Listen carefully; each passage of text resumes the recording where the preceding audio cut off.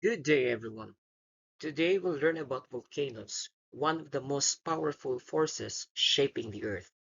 We'll discuss what volcanoes are, their different types, how they erupt, and the hazards and benefits they bring, especially here in the Philippines, where volcanoes are part of our natural environment.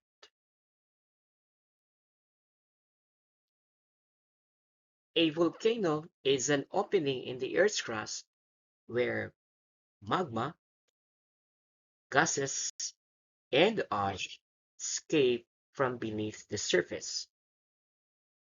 When magma reaches the surface, we call it lava. Volcanoes are usually found where tectonic plates meet, which explains why the Philippines has many volcanoes. Types of volcanoes based on structure or morphology.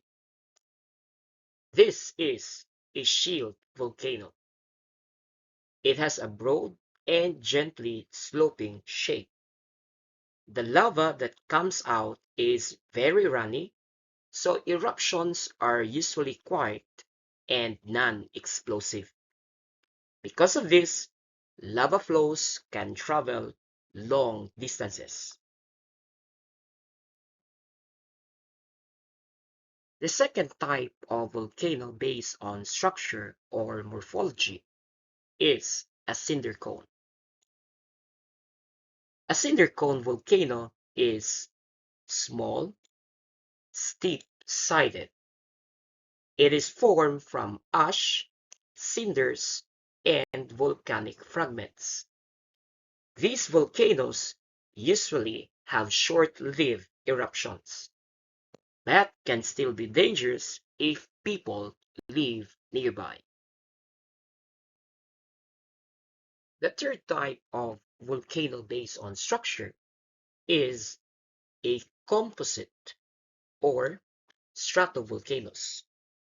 These volcanoes are tall, steep, symmetrical, and at the same time made of alternating layers of lava and ash. These volcanoes can produce violent and explosive eruptions. Famous examples in the Philippines are Mount Mayon and Mount Pinatubo. The fourth type of volcano based on structure is a lava dome. Lava dome volcano forms when thick, sticky lava slowly oozes out of a volcano. Because the lava cannot flow easily, it piles up near the vent, creating a steep dome. Lava domes can suddenly collapse and trigger a more dangerous pyroclastic flows. Now let's move to the types of volcano based on frequency of eruption or activity.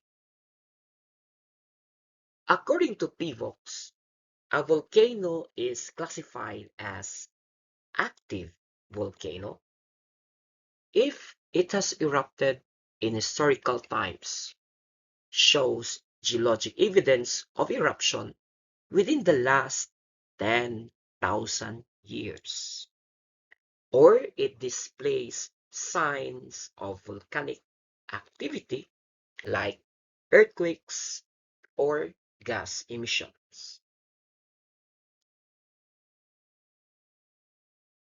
The other type of volcano based on frequency of eruption or activity is the opposite of the previous one. It is inactive volcano. An inactive volcano has no record of eruption, shows no sign of activity, and has no detected magma movement. So based on current scientific evidence, these volcanoes are unlikely to erupt. Mount Makiling in the Philippines is one of them. Another type is called dormant volcano. A dormant volcano is not erupting now, but may erupt again in the future. Even though it appears quiet, the magma system is still present. Mount Pinatubo before 1991 is a classic example of a dormant volcano. It was quiet for 500 years before its massive eruption. The other type is extinct volcano. Unlike the dormant volcano, this extinct volcano is no longer expected to erupt because it no longer has magma supply. These volcanoes have not erupted for tens of thousands or even millions of years. That is why in practice, PIVOCs usually group this kind under inactive volcanoes. And in the Philippines, Mount Arayat in Pampanga is an example of an extinct volcano. Now, let's move to volcanic eruptions.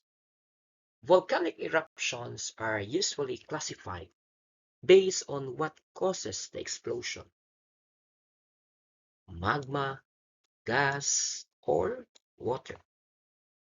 The type of eruption determines how dangerous the volcano can be. The first classification is magmatic eruption. This happens when gas pressure builds up in rising magma.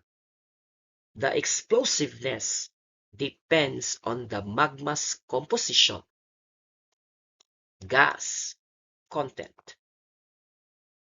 Thick magma, or we call it highly viscous magma, traps gas, leading to explosive eruptions. These are the subtypes of magmatic eruptions, namely Hawaiian eruption. Next, Strombolian eruption, Vulcanian eruption, and the Plinian eruption. So we only highlight these four classifications of magmatic eruption. Let's start with Hawaiian eruption. Hawaiian eruption is characterized by gentle and flowing lava. It has low gas pressure, that's why it creates runny magma. And Hawaiian eruption is commonly found in shield volcanoes. The next subtype of magmatic eruption is Strombolian eruptions. Strombolian eruptions involve intermittent explosions. Lava fragments are thrown into the air, producing moderate explosions. These eruptions can still be dangerous, especially if people are too close. The next type of magmatic eruptions is the Vulcanian eruption. These volcanic eruptions are short but violent. Thick magma causes pressure to build up, resulting in ash clouds and volcanic bombs. These eruptions can damage nearby communities. And the last type of magmatic eruption is Plinian eruptions. Plinian eruptions are extremely powerful and sustained. Ash columns can reach the stratosphere. The 1991 Mount Pinatubo eruption is a well-known example, causing widespread of ashfall and climate effects. Now let's move to the other category or the other type of volcanic eruption. Next to magmatic eruption, we have here phreatic eruption. A phreatic eruption is steam-driven. It happens when water contacts hot rocks or magma. No new magma reaches the surface, but the explosion can still be sudden and deadly. So this type of volcanic eruption is driven by gas or water.